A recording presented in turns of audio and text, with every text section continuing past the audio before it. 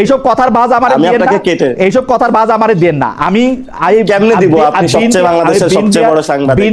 না, সবচেয়ে বড় ছোটর কথা না ভাই, বড় ছোটর বহুত কিছু, মানে আপনাদের বড় ছোটর যে হিসাব, সেই হিসাবটা স্কেল সেইটা আপনাদের কাছে ভাই। আমি ওই স্কেলের আপনার কাছে আমি যাইতে চাই না। আগের বারও আপনি এই কথা বলছিলেন যে আপনি তো বেক্সিমকো সালমান এফ রহমানে, শোনেন, সালমান এফ রহমানের প্রতিষ্ঠান, আমি এটা অন রেকর্ড বলতেছি, সালমান এফ রহমানের প্রতিষ্ঠান, আমি বলি কতবার বলছেন আপনি, কতবার বলছেন, আমি বলি কথাটা এটা বলছি, আমি বলি সালমান এফ রহমানের, শোনেন সালমান এফ রহমানের ডিসটর্টেড করেছেন না, আপনি গতবার একই প্রসঙ্গে একই রকম ভাবে এই কথা বলেছেন যে আমি আপনাকে একটা প্রশ্ন করতে চাই, আপনি হচ্ছে সালমান এফ রহমান। আমি আমার কথাটা শেষ করতে দেন, আমার এই কথাটা বলতে দেন, কোনো কিছু পাওয়ার নাই বাংলাদেশে। আমি যখন এই কথা কইতেছি, আপনি খোঁজ নিয়ে দেখেন, টপ 10টা টেলিভিশনের মধ্যে অন্তত 5টার অ্যাপয়েন্টমেন্ট লেটার এখন আমার পকেটে। আপনি খোঁজ নেন, খোঁজ নিয়ে আমাকে বলেন। আমি ওই সময় বলেছিলাম যে আমি যদি আপনাকে এই কথাটা বলি আপনি রাগান্বিত হয়ে যাবেন না। ও খালিদ ভাই, আপনাকে আমার একটা কোশ্চেনের আজকে ইচ্ছা ছিল খুব। জি, করেন। জি, আপনারা তো সবসময় আমাদেরকে জিজ্ঞেস করেন আমাদের ইনকাম সোর্স, যে আমি একটু ঠিকানা সম্পর্কে একটু জানতে চাচ্ছিলাম আজকে। কি জানতে চাচ্ছেন বলেন? ঠিকানার মালিককে বা কিভাবে, মানে অন্য জায়গাতেও ধরেন আমরা সালমান এফ রহমানের আগেরটা জানতাম, অথবা নিউজ 24 এর মালিক হলো বসুন্ধরা, অথবা মেঘনা গ্রুপের 71 টিভি আছে, আগামী সময় আসতেছে।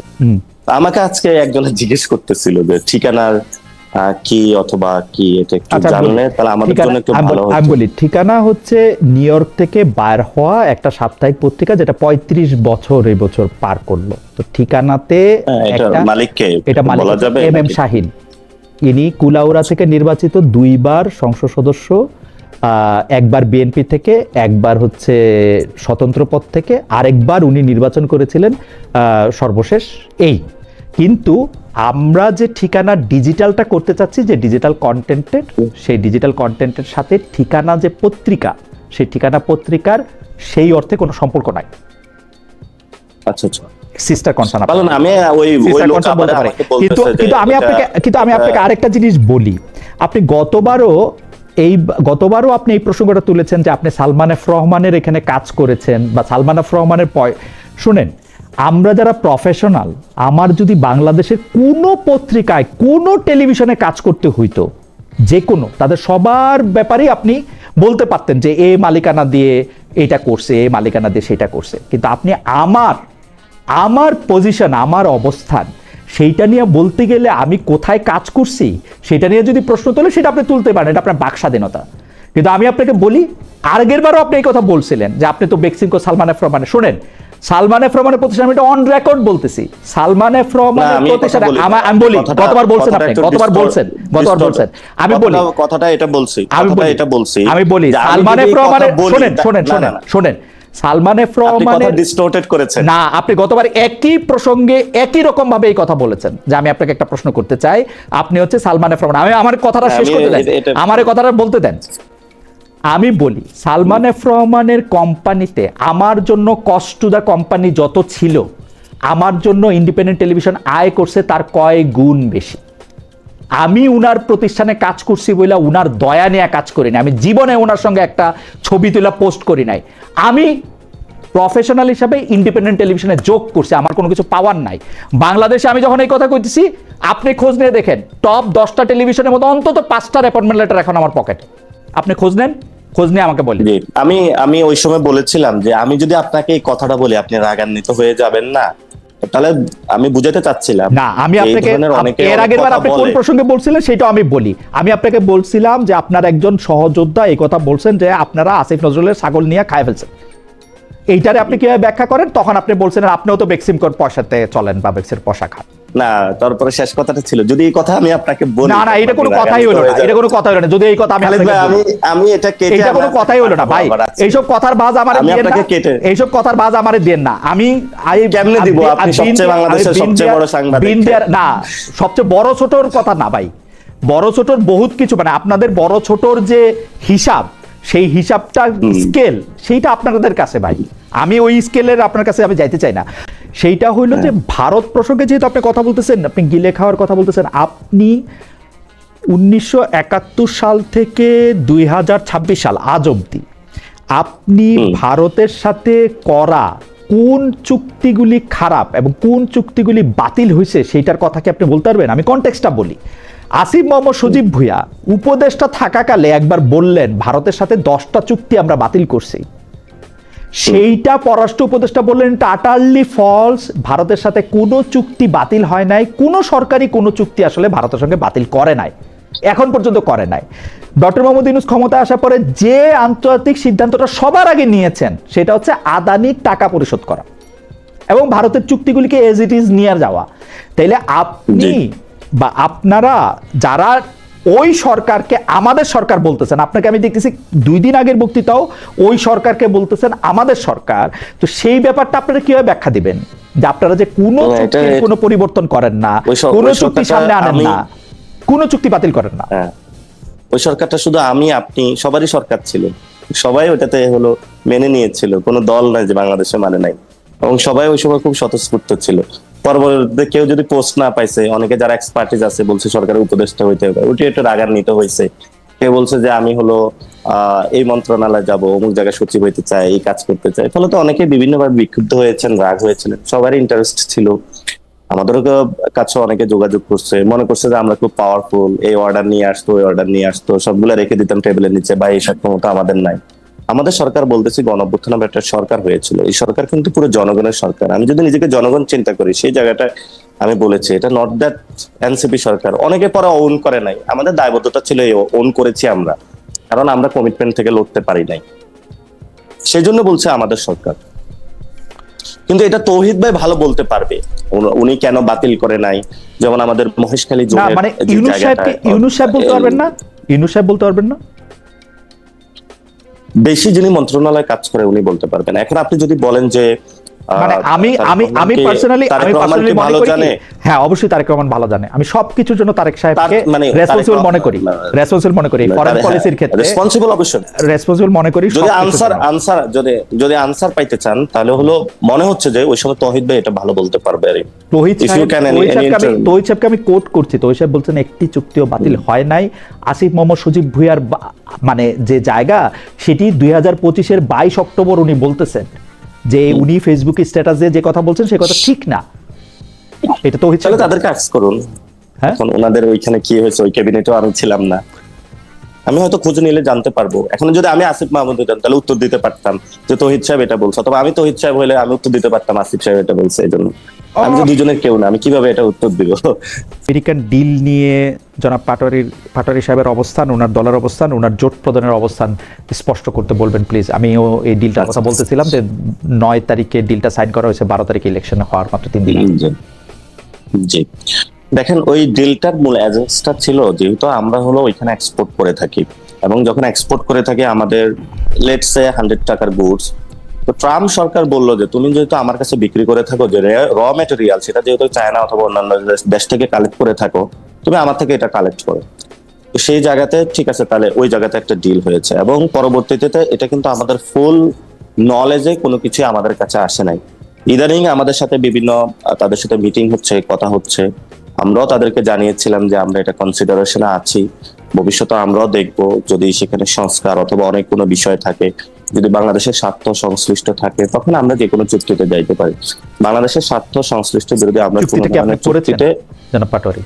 চুক্তিটা আপনাকে দেখার সুযোগ, আমাকে যদি অনেস্টলি আমি ফুলটা পড়ার সুযোগ পাই নাই, তবে আমার কাছে পেপারটা এসেছে, আমি কিছুটা অংশ পড়েছিলাম। সেই জায়গাটা থেকে আমার মনে হয়েছে still we have to consider on that matter. Positive আরো আমাদের অ্যাফার্মেটিভলি অর নেগেটিভ, এটা তো কিছু জিনিস ভালো আছে, যদি এটাতে একটা রিরাইটিং এর সুযোগ থাকে বা সেই জায়গায় আমরা আসতে পারি তাহলে বাংলাদেশও লাভবান হবে, তারাও লাভবান হবে।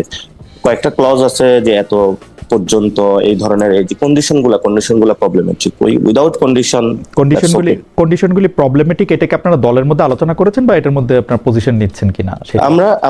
আমরা আলোচনা করেছি, আমরা দলীয়ভাবে এখানে এখনো ক্লিয়ারের আমাদের সময় আসে নাই, কারণ স্টিল আলোচনা হলো অনগোয়িং সব দলের সাথে। আপনি দেখেছেন চুক্তিটা ওয়েবসাইটে দেখা যাচ্ছে ফেব্রুয়ারি মাসের শেষ থেকে, মানে আপনারা সময় পাচ্ছেন না চুক্তিটা দেখা।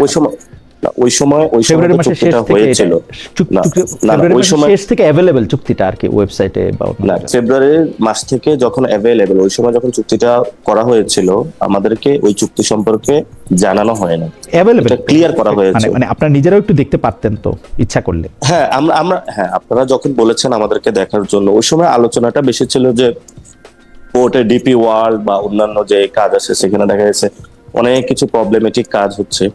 তো এখানে আমরা ডিরেক্টলি যখন এটা কনসিডার নেন, সেই পক্ষটা আমাদের সাথে আলোচনারও সুযোগ আসে নাই, সরকার ডিরেক্টলি করেছে। পরে ছাত্ররা যখন মাঠ থেকে একটু দুর্বল হয়ে গিয়েছে, পরে সরকারের যারা ছিলেন তারাও নিজেরা আমাদেরকে জানানোর মনে করেন নাই। আমরা পরবর্তীতে এগুলো নিয়ে কথা বলেছি, সেই চুক্তিটা এটা কি, আপনারা কতটুকু যাচ্ছেন, সেটা কিন্তু ফুল ফাইনালাইজেশন অথবা এখন যে বিরোধিতা জায়গা আসছে তারাও বাংলাদেশে আসা শুরু করেছে, কনসিডারেশনের সুযোগ আসে। এবং আমরা যে ওইভাবে আছে ওইটা তো আমরা বলছি কন্ডিশন গুলা প্রবলেমেটিক, এবং আমরা দলীয়ভাবে সেই বিষয়গুলো স্পষ্ট করেছি, ভবিষ্যতে আরো করব। আমরা বাংলাদেশের স্বার্থের বিরোধী, অনেকে বলা হয়ে থাকে যে দেশ বিক্রি করে দিচ্ছে আমেরিকার কাছে। কেন ভাই, আমি চায়নার কাছেও বিক্রি করতে চাই না, ইন্ডিয়ার কাছেও বিক্রি করতে চাই না, কোনো দেশের কাছেও বিক্রি করতে চাই না। এনসিপি অ্যাটলিস্ট এই জায়গাটা আমেরিকার কাছে, আমরা আমেরিকার কাছে বিক্রি হয়েছে কিনা সেটা একটু দেখতে কি ইচ্ছা করে? আমেরিকার আমি তো বললাম আমি পড়েছি, সেখানে কন্ডিশন গুলো আমাদের পছন্দ হয় নাই। সেখানে যদি করেছে সেখানে তারেক রহমান জানে ভালো, কারণ ওনার ক্যাবিনেটে পররাষ্ট্র মিনিস্টার যিনি আছেন ডক্টর মোহাম্মদ ইউনূস সরকার করেছে, সেখানে ফরেন মিনিস্টার তো এখন হয়েছে। মানে আপনাদের সরকার করেছে, সেজন্য সেখানে আমি তো বলেছিলাম, সেখানে ওয়াহিদ ভাই ছিল, আরো অনেকেই ছিল।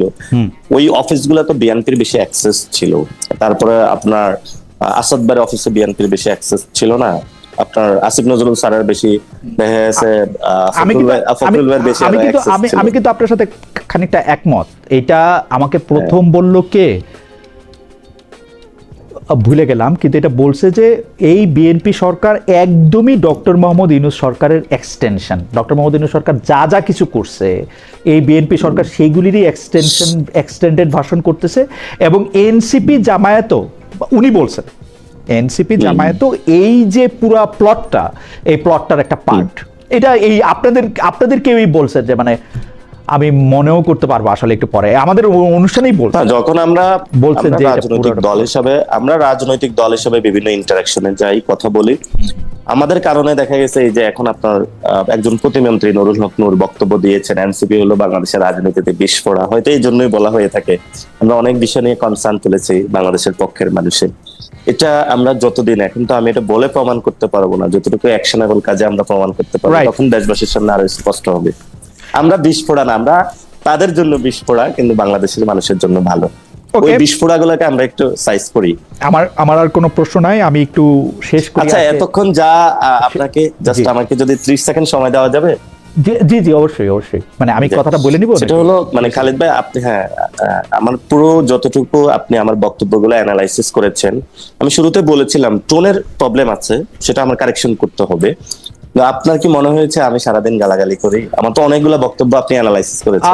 জনাব পাটোয়ারি, আমি অনেস্টলি বলি, দেখেন কোনটা গালাগালি না এটা নির্ধারণ করে আসলে ক্ষমতা।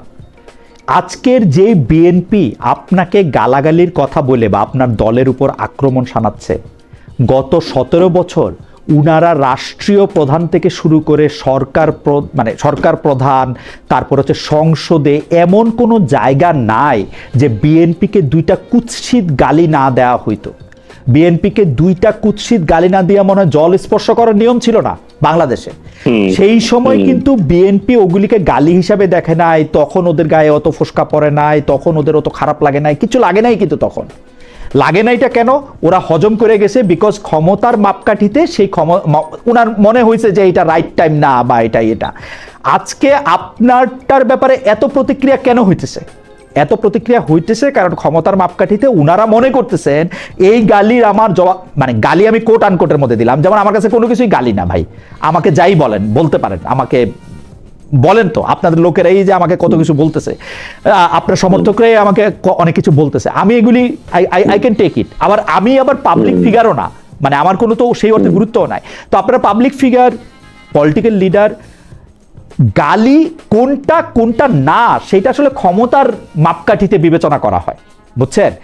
আপনারা এখন তো আমি খুব বিপদে আছি ভাই, আপনারা এমন একটা পর্যায়ে চলে এসেছি, আমি আসলে এই কথাটা একটু বলতে চাইতেছিলাম যে জনাব নাসিরউদ্দিন পাটোয়ারি, আমি কিন্তু এটা রেটরিক হিসেবে বলি নাই। আপনি যদি আমার এর আগের আরো 2টা শো আপনি অনেক ব্যস্ত, তারপরে যদি দেখেন সেইখানের মধ্যেও কিন্তু আমি 100 বার 300 বার 400 বার বলছি যে না, বলার স্বাধীনতা প্রোটেক্ট করতে হবে। বলা দিয়া কোনোদিন বলা, এইটা কোনো কিছু দিয়ে জাস্টিফাইড না, কোনো কিছু দিয়ে জাস্টিফাইড না। আপনি বলবেন যে না আমরা আসলে ওর বলাটা নিয়ে আমাদের কোনো কিছু নাই, এটা স্থানীয়রা করছে। আমি জিজ্ঞেস করছিলাম তাদের এক কেন্দ্রীয় নেতাকে এটা কেন্দ্রীয়ভাবে করা হয়েছে কিনা, তো উনি বলছে না কেন্দ্রীয়ভাবে করা হয় নাই।